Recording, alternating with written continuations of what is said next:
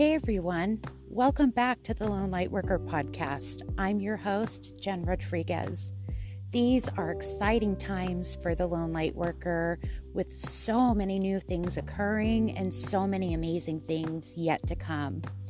Each week has brought about so many blessings and so much fun stuff. We're so thankful that you're here with us, and we truly hope that you find inspiration, motivation, and positivity with the Lone Lightworker podcast and community. We're in this together, and together we will shine. We're changing the world one little light at a time.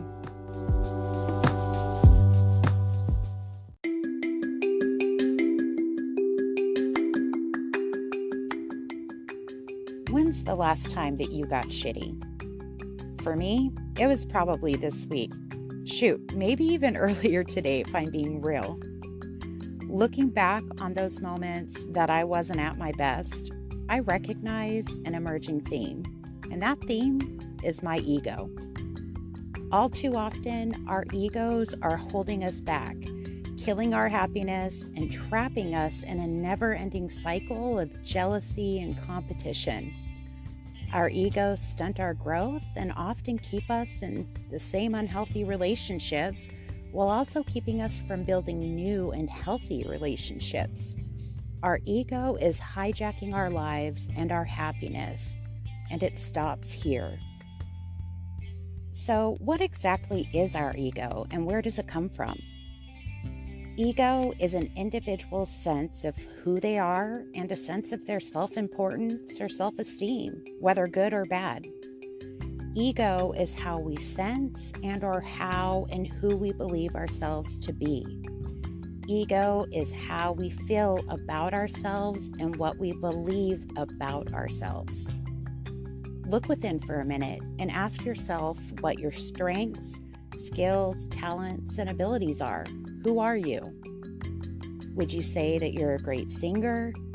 Would you say that you're kind and compassionate? Are you super smart or funny as hell?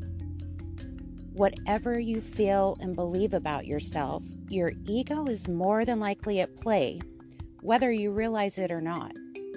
According to Medium.com, our ego keeps us trapped in the past because that's how we identify who or how we are, right? Based on our past experiences and actions, we formed beliefs about ourselves, about our identities. And from those experiences, our ego may have been formed and developed as a way to protect us from life, from what we perceive as our reality. Some of us have a more healthy or balanced sense of ego or of self than others, but we can all most certainly benefit from working to decrease that ego of ours. So you might be thinking right now, how is ego a bad thing? I mean, it's part of who I am, and it's good to have a healthy self-esteem, right? Well, my answer would be yes and no. Of course, we want to have a healthy sense of who we are. We don't want to think badly of ourselves. That's definitely not healthy. But it's equally as unhealthy when we're allowing our ego to sabotage our happiness, which is all too often what happens. While many of us may be thinking that we have a healthy level of self-esteem, our ego lurks behind and within, and it so easily impacts our lives and experiences, often without us recognizing that it's even occurring. And what's the result? We often find ourselves experiencing feelings of jealousy. We may feel stuck or lost. You may find yourself in unhealthy or toxic relationships. It impacts our ability to make meaningful and healthy connections and relationships with others. Our ego came about as part of our past experiences and our beliefs about those experiences. And now, every time we find ourselves in a similar situation, our ego paints that experience a certain way for us. And what happens? We respond based on how our ego perceived that picture.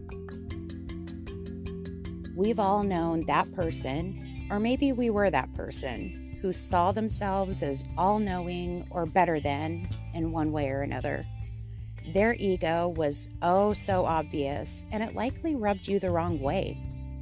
We tend to judge other people and situations, and what are we basing it on?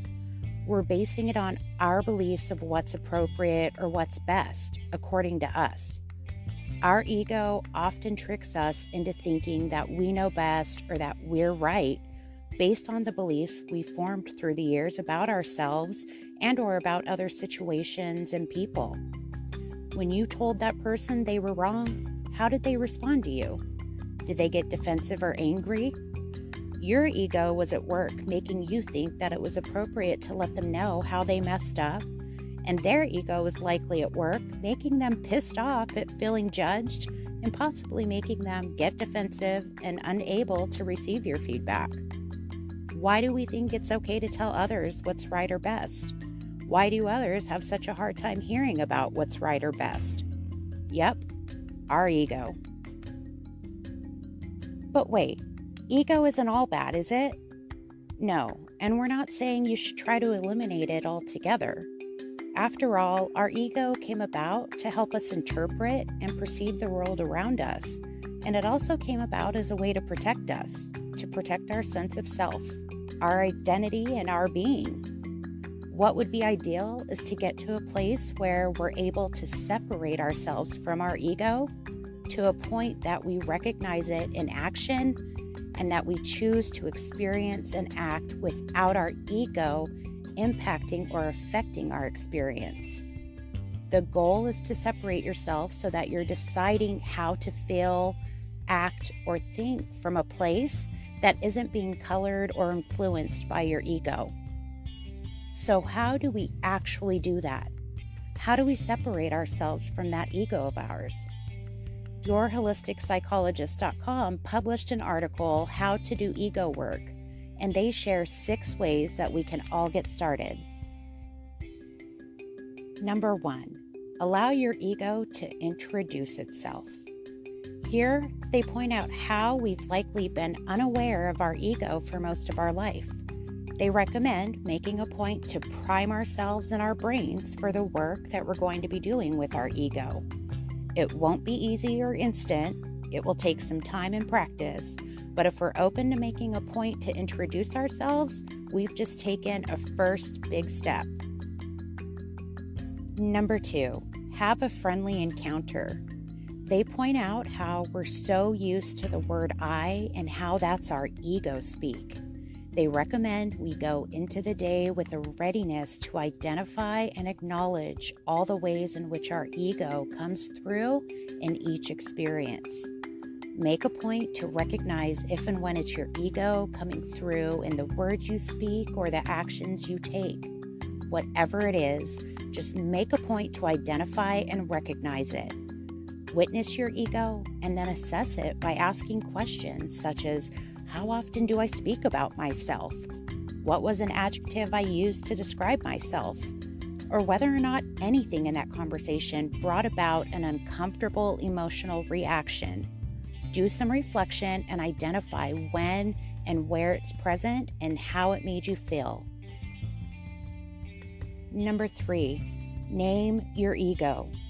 Literally, they want you to name your ego. Separate your ego and give it an identity of its own. I loved this idea, and my ego's name is Karen. No offense to any Karens out there.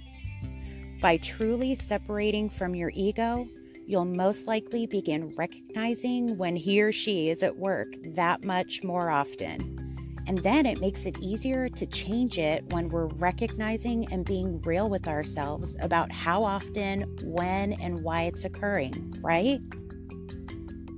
Number 4, meet the triggered ego. They recommend waiting for this step until you've been working on step 2 for a couple weeks.